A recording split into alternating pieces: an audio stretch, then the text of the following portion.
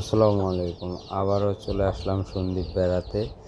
আজকে আবহাওয়াটা খুবই ভালো, রোদের তাপমাত্রাটা কম, তারপর সাগর শান্ত আছে, দেখে খুবই ভালো লাগতো। দেখা যাক, আল্লাহ ভরসা, আল্লাহ পাকে কতক্ষণে পৌঁছায় গন্তব্যে।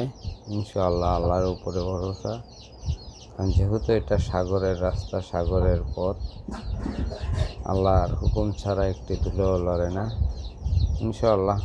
তারপরে ঢেউ অনেকটা কম হলো, যেহেতু এটা সাগর।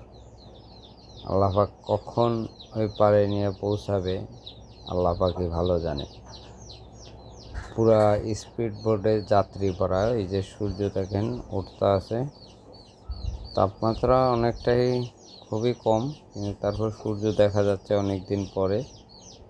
তার জন্য আল্লাহর কাছে লাখো কোটি শুকরিয়া আদায় করি, যাতে মানুষ চলতে পারে। খুব ভালোভাবে স্পিড বোট দিয়ে মানুষ যাতায়াত করতে আছে, খুবই ভালো লাগলো।